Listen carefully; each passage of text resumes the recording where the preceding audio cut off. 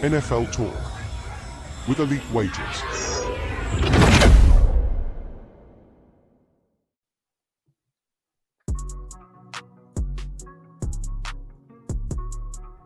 Yo, yo, yo!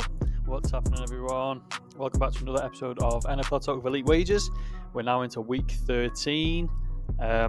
This episode is a big one. It's going to be a huge one. It's probably my favourite one I've done so far this season. It's Thanksgiving week, so happy Thanksgiving to everyone that celebrates.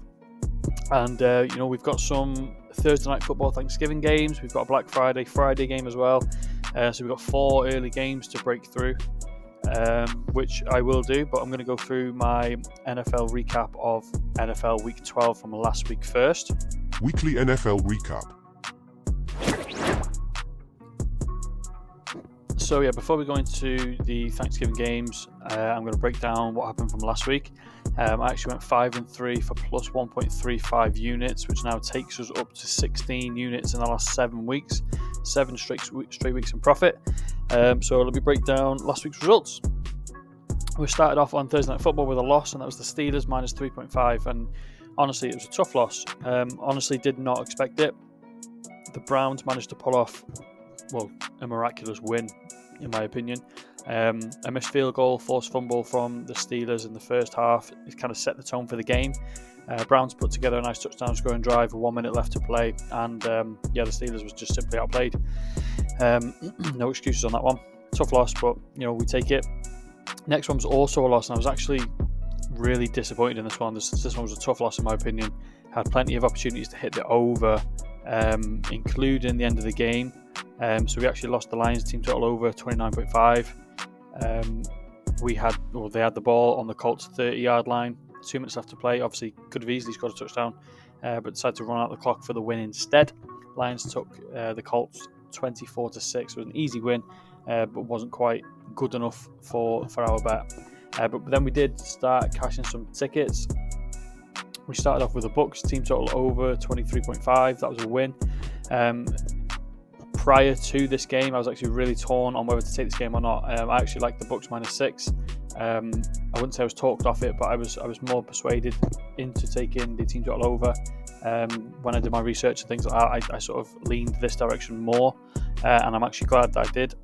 The game felt like it was like a trap game, in my opinion. Obviously, I fell for it. Luckily for me, I was on the right side of the bet. Obviously, the Giants went for a new quarterback, and a lot of people tend to take that as a positive for a team, heading in a new direction, things like that. When they get a new GM, all that kind of stuff, they take it in a different direction. So a lot of people saw this as a sign, to back the new look Giants in their defense has been pretty solid all season. But in my opinion, the Bucks were just way better all over the field, and it showed. They scored all 30 of the points on 5 of their opening 6 drives as they put up 30 points on the Giants. So easy cash.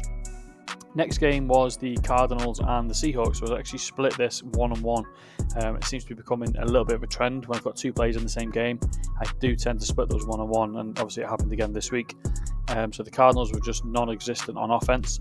They settled for just 2 field goals in the game. And they did allow the Seahawks to score 16, so it wasn't really a blowout win or anything like that. It was fairly close. Cardinals could have come back in that game, but non-existent on offense. The Cardinals defense did at least try and do something for their offense. They picked off Geno Smith, but obviously still could not get the win. So we split this 1-1. We had Cardinals money line, which was a loss, and Geno for an interception, which was a win. The next one. Fairbairn over 1.5 field goals, which cashed. So I wouldn't say this was sweat-free, but definitely had the right read on this game for this bet. So the Texans stalled a few times on offense in the Titans half, which allowed Fairbairn to kick some field goals. We cashed the over 1.5, and he actually had 3 attempts, and he missed the last one. So like I said in last week's episodes, opportunities were there. They will be there, and they were there. And we cashed out, not sweat-free, but fairly easily. Next game, this was another one that I really, really liked heading into the week. So it's the Eagles team total over 25.5. Cashed. Another sweat-free wager. Again, almost felt like a trap game, similar to the Bucks game. Eagles absolutely destroyed the Rams on the ground. Saquon Barkley rushed for 255 and 2 touchdowns. In theory, Saquon and Jake Elliott basically cashed this bet by themselves. So Elliott had 11 points from his field goals and Saquon Barkley's touchdown extra points. And Barkley obviously had 2 touchdowns as well, which accounts for 25 points just between those two. So a solid performance from the Eagles, who I believe will continue to dominate, and we may even see those in the Super Bowl very shortly. The last bet of the week was a 1.5 unit wager. It was a same game parlay, and it was the Chargers plus 10 and over 42.5. So another game that went exactly to plan. The Chargers maintain their streak of not losing by any more than 10 points in all of their games this season, and they also contributed to the over. The final score was 30-23 to the Ravens.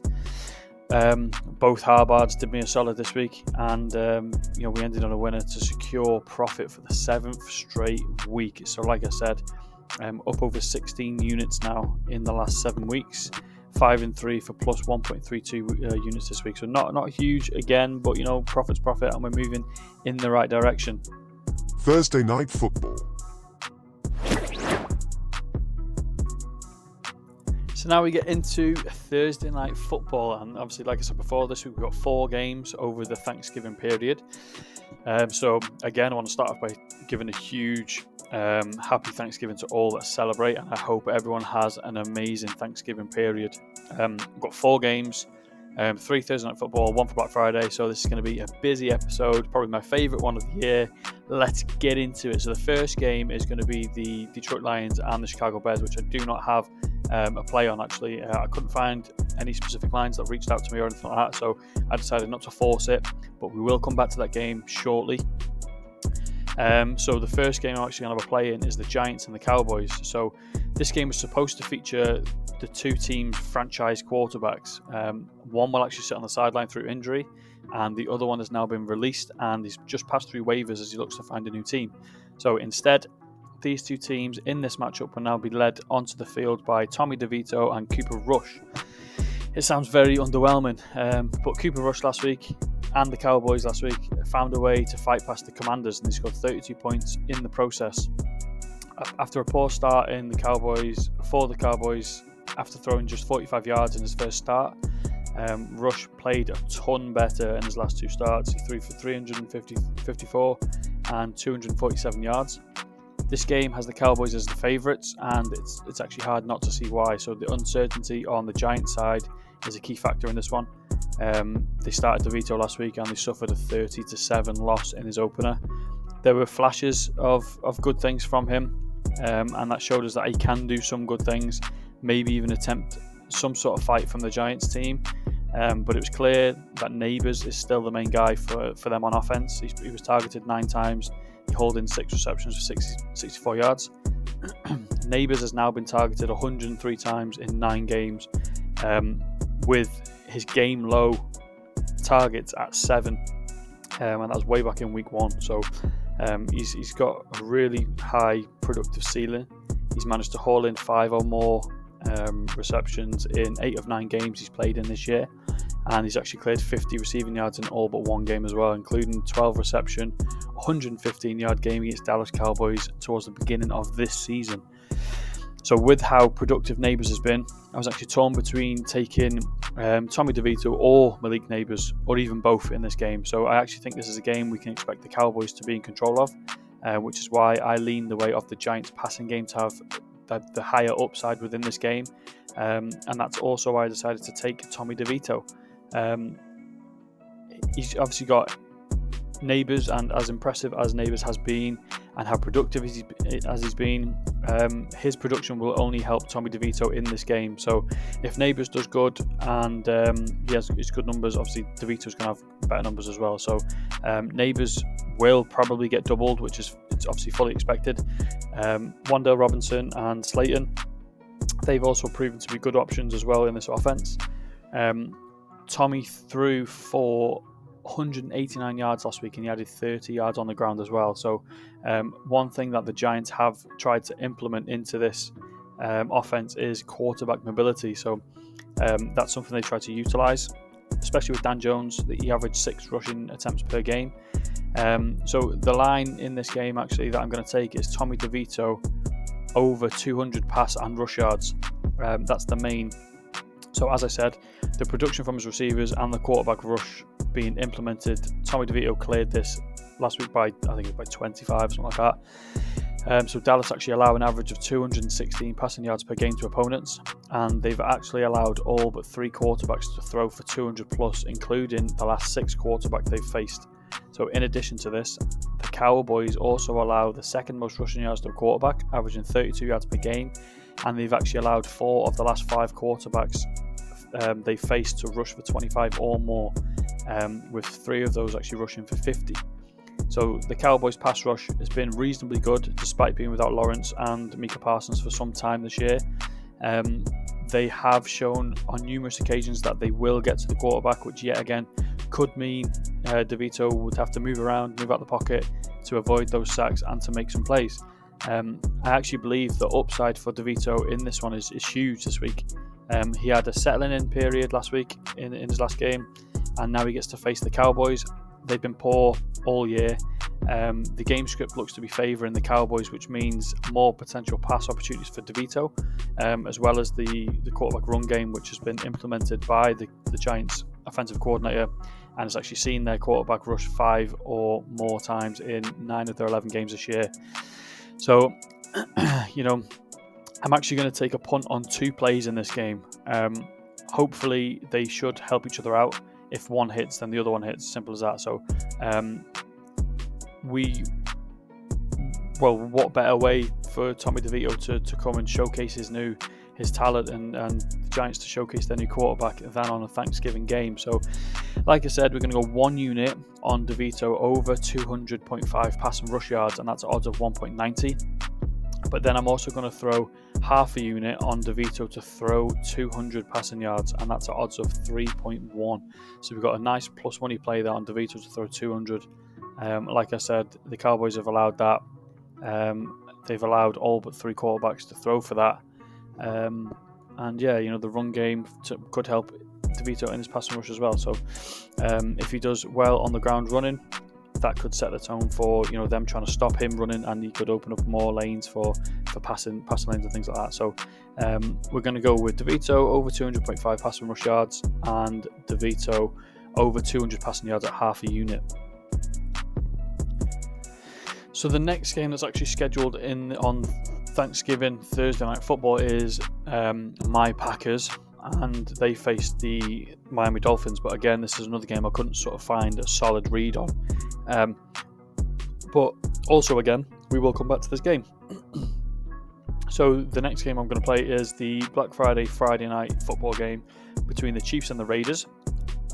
So, a Friday Night Football game with the Chiefs and Raiders, it would obviously be rude not to have a little bit of action on such a rare occasion. The Chiefs and the Raiders will face off for the second time this season after a 27-20 win for the Chiefs just a few weeks back.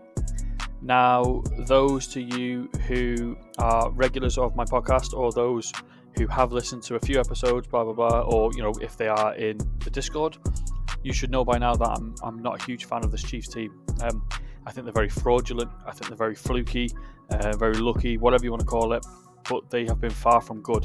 So last week they were taken right down to the wire against the NFL's worst team from last season and one of the worst teams again from this season, the Carolina Panthers. During that game, the Panthers were actually able to move the ball into the red zone on demand. They actually had 6 red zone scoring opportunities, which is more than the Chiefs had. They actually converted 2 into touchdowns and 3 into field goals. So, the Panthers actually played a very, very good game, but the Chiefs looked really, really terrible. They looked weak. They looked very soft, and it's a huge, well-known fact that the Chiefs have struggled to beat opponents by more than 1 score this year. They've actually only done it twice in their 11 games this year, so they'll actually face another team in a similar position to the Panthers in the 2-8 Raiders. So the Raiders are actually on a 7-game losing streak, but this is a game for the Raiders that's going to be like a Super Bowl. This is their Super Bowl to them. They want nothing more than to beat this Kansas City Chiefs team. Now, They have actually been prone to losing quite badly. They lose by an average of 14 points per game in their losses, and they've lost all but one game by 10 or more points. But that one game that they kept within one score was, of course, the Kansas City Chiefs. Obviously, the Chiefs will be heavy favourites in this game. Well, they are the heavy favourites in this game. I think it is by -10. And although it's hard not to see why, the Raiders have been able to get some touchdowns on the board this year. The team total for the Raiders in this game has been set at 13.5. They've actually surpassed this number in 9 of their 11 games, including 5 straight, and including in their last game against the Chiefs. A key contributor to points, 4 points for the Raiders this season, accounting for 66 of their 206 total points, is their kicker Carlson. He's actually kicked a total of 22 field goals, including 2 or more in 6 of 11 games. The Chiefs have been susceptible to allowing points. They allow teams to score 14 or more points in 9 of their 11 games. The Chiefs actually allow an average of 19 points per game on the season as well. The Raiders managed to score 2 or more field goals and 20 points when they last faced the Chiefs a few weeks ago. And interestingly, the Raiders kicked 4 field goals last week, and the Chiefs allowed 4 field goals last week too. So could we get a repeat performance from both teams? I hope so. So being down most of the season, Carlson hasn't been asked to kick as much as he could have, but I believe points will be in short supply in this game, and I'm pretty sure they're going to take whatever they can get in terms of points and getting themselves on the board. So at plus money play, I'm happy to take a punt on Carlson, and I'm happy that he can hopefully help us cash the over as well. So I got a 1 unit bet on voice went one unit bet on Carlson over 1.5 field goals at odds of 2.35, so another plus money play, and 1 unit on the Raiders team total over 13.5 at odds of 1.9. So those 4 are my main 4 plays for Thursday Night Football and the Black Friday football game. So I'll go through them again just quickly. It was 1 unit on Tommy DeVito over 200.5 pass and rush yards, and then I got half a unit on DeVito over 200 passing yards, and then we've got 1 unit on the Raiders team total over 13.5 and 1 unit on Carlson over 1.5 field goals. So we've got 2 plus money plays, 4 plays in total for those Thanksgiving and Black Friday games. But we're not done. I think we ain't done yet. So we've got some more plays, and I've got some long shot bets that I'm going to play for fun. I'm going to leave the staking up to yourselves. Stake what you feel comfortable losing. I'll tell you what I've staked, but do not use that as a guide. So actually, we're going to start off with an alternative line parlay. And I said we'll be back to talk about the Lions and the Packers. And here is the parlay. So we've got alternative line parlay. We're going to go Lions minus 2.5, Cowboys and Giants over 30.5 total points, Dolphins plus 13.5, and Raiders plus 22.5. So that comes out to plus 130 on the alternative line parlay. I'll do a little bit of a breakdown, well, not a breakdown, a little bit of why I made these picks. So we'll start off with the Lions minus 2.5. Obviously, the Lions host a Thanksgiving game. The most fun team to watch in the NFL, in my opinion, and a lot of people's opinion, against a very boring Bears team.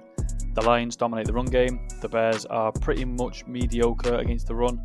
Obviously, the Lions are rolling at the moment. They've won 9 straight, and they've won 9 out of 10 games by 3 or more. So I think it's pretty self-explanatory that the first leg should be the Lions to win by a field goal or more in this one. The next one was the Cowboys and Giants over 30.5. So both of these teams put up points in the last game, sailed over this total number. The Cowboys have surpassed 31 in all of their games this season, while averaging 20 points for and 29 points against. The Giants have cleared 31 or more points in all but one of their games this year. They average 14 and allow 22.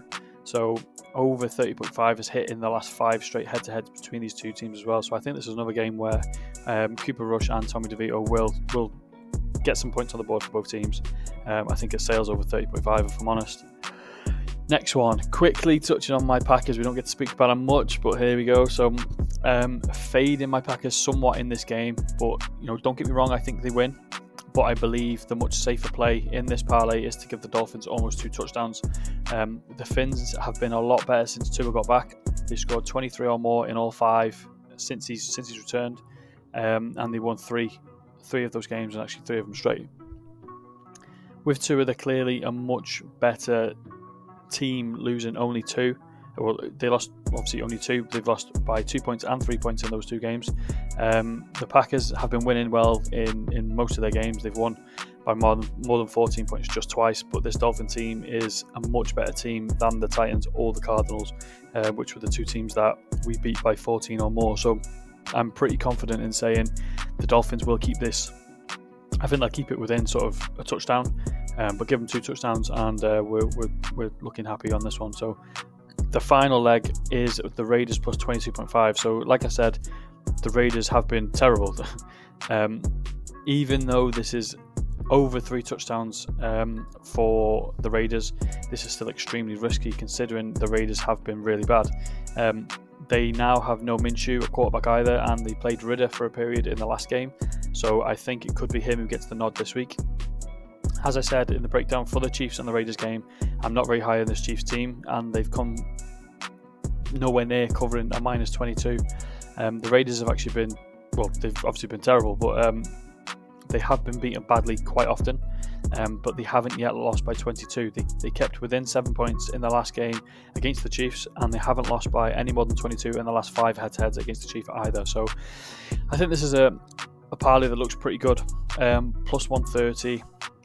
I went 1 unit on this. I just played it safe with 1 unit. A little bit of fun to tail along while I'm watching all these games. So Lions minus 2.5, Cowboys Giants over 30.5 total points, Dolphins plus 13.5, Raiders plus 22.5, 1 unit at odds of 2.3, which is plus 130. So this next one is, well, these are my first of 3 kind of long shot bets. So my first long shot bet is going to be a touchdown treble, and I'm actually going to go for 3 guys who haven't really found the end zone too often this season, but I just have great feelings about these 3 players on Thanksgiving. So we're going to start off with Sam Laporta. He hasn't been as productive as this year as he was last season, but he's still been a useful tool for Goff. He's got 3 touchdowns this season, all 3 in his last 6 games. He's seen some red zone action. He converts 20% of his looks inside the opponent's 20 into touchdowns. He averages almost 1 red zone target per game. So the Bears actually play the tight end position fairly well, but with this being a Thanksgiving game, I expect all the tricks to come out from the Lions, just to get a mixture of people into the end zone. They've done it a few times before when they've hit 50 plus. They like to spread the ball around, get a lot of people touching that ball inside the end zone. So Laporta is also overdue a very good touchdown performance. So first leg is going to be Sam Laporta. Second one is going to be Rico Dowdle.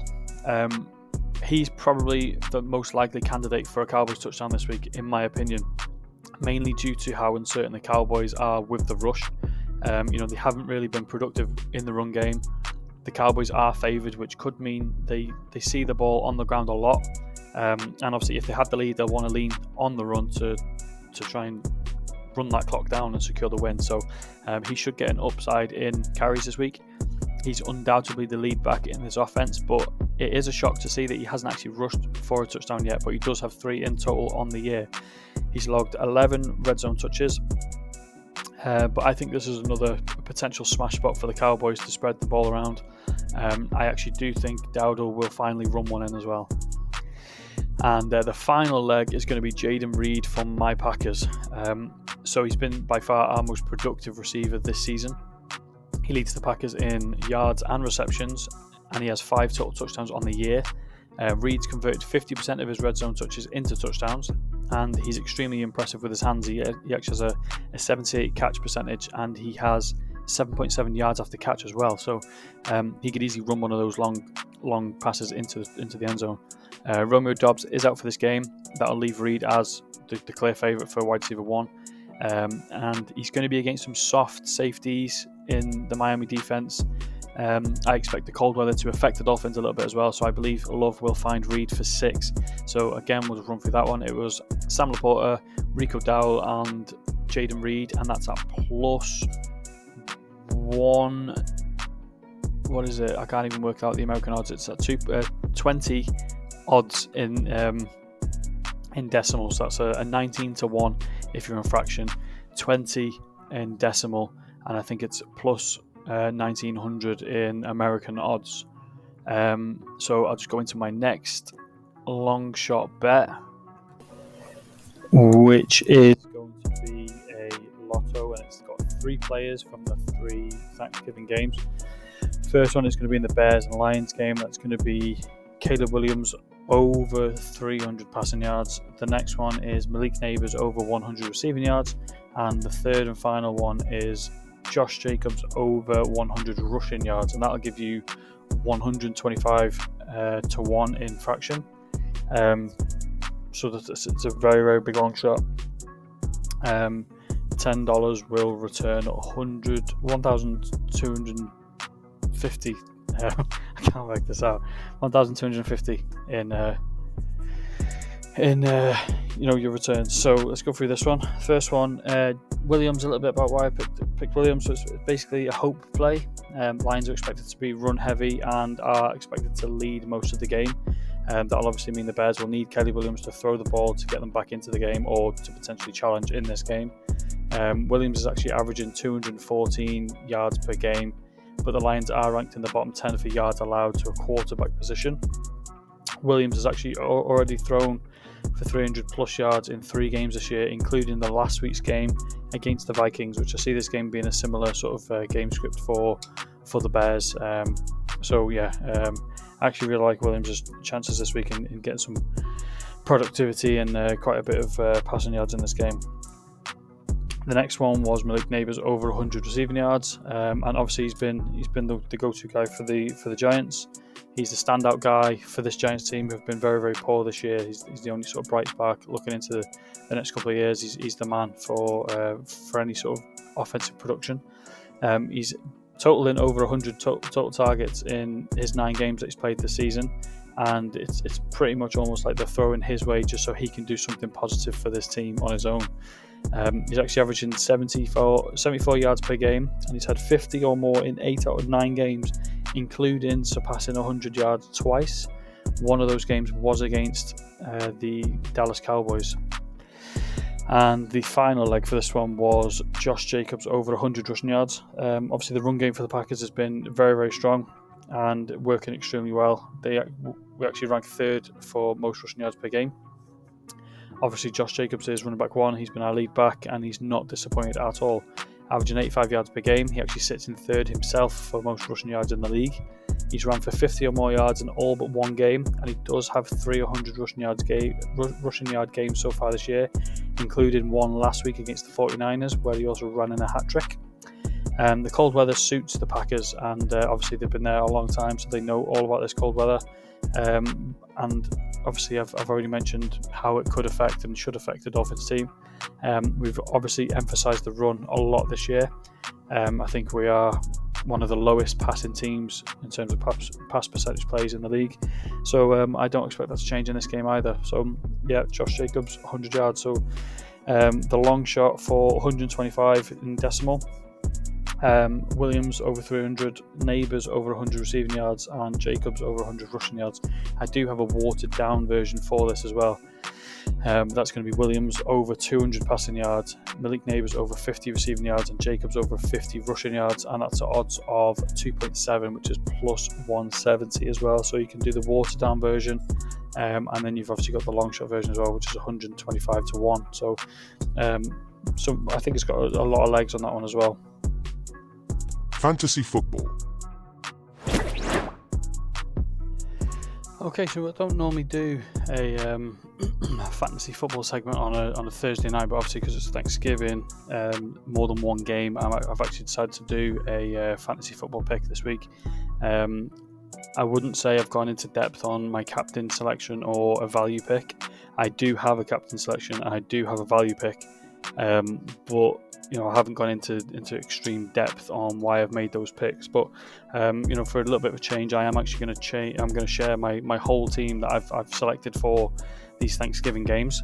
I will start off with who I've made as my captain selection and my value pick. So I've actually I was actually torn between 2 players for the captain slot. Both are around similar money.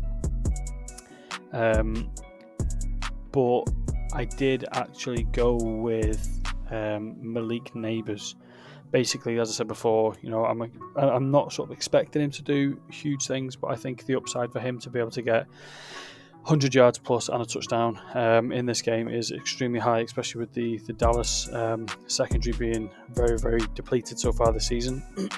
He's actually averaging 16.8 fantasy points per game as well. So if you double that, around 32, that'll do me nicely. And my value selection was going to be Cole Kmet for the Bears. Again, I expect Caleb Williams to be able to have to throw the ball in this game. He's been a very, very decent target for him so far this season. He actually averages 9 fantasy points per game. The past few games, he's had a lot of targets. Last game he had 10 targets, 7 receptions, 64 yards. He's had a steady amount of targets and receptions throughout the season, so I think he could be a solid pick this week in fantasy. So there's my 2 captain and my value pick for this week, but I'm going to go through a rundown on my team. I've used, obviously, for those picks, that's Fantasy Game Day, who I do have a partnership with, and you can use code ELITE ELITE for free entry if you use my code. That'd be ideal for this small little Thanksgiving slate. But I do also have a DFS team on another site as well, so I'm going to share my team for that one. I don't normally use this site very often, but again, Thanksgiving, why not? So I'll do a little rundown of the team I've selected for this one. I'll start off with the defense, and I've actually gone for the cheapest defense on the board, and that's going to be the Dallas Cowboys. Like I know I just said about Malik Neighbors, and I've got Tommy DeVito to ball out a little bit. I think they can still do that and be kept under wraps kind of thing by this Dallas defense. They get into the quarterback often. The secondary, it can be caught out, but it can also be solid. So I've gone for the cheapest selection in terms of the defense and the Dallas Cowboys. Let's move up to the quarterback position. I've actually gone for Tua Tagovailoa. Obviously faces the Packers. Another sort of situation where I can see him having to throw the ball a fair amount in this game. I think he is actually the most expensive quarterback on the board, and I can actually see why. I think he's going to get around. Well, he could potentially get up to 300 passing yards in this game. To the running back positions, I've gone for the most expensive 2 in this game. So Josh Jacobs, as I said before, I just believe that the Packers are going to emphasise this run game more than ever in this game, especially with the weather. And that's sort of been our bread and butter to start this year. I can see him going for 100 and a touchdown. And Jahmyr Gibbs as well. I've gone for Jahmyr Gibbs over Montgomery, basically due to his dual threat ability. He's very, very good in the passing game, and he's a very good runner as well. He could obviously get 100 scrimmage yards and a touchdown as well, but this is another game where the Lions are expected to dominate, and when they dominate, they just go through the ground. So I think that's another game script ready for Jahmyr Gibbs this week. Wide receivers, again, Malik Neighbors as my captain slot, and obviously as my pick for my first wide receiver. I've gone for DJ Moore as well, similar to what I was saying before about Cole Kmet. I think Caleb Williams is going to have to throw the ball a lot. DJ Moore is his number 1 receiving target this year so far. He is actually averaging 12 fantasy points per game as well, so he's on the cheaper side, and he's got an upside in potential yards and touchdowns. And finishing off my wide receiver selections is going to be Jaden Reed. I mentioned him before to get a touchdown.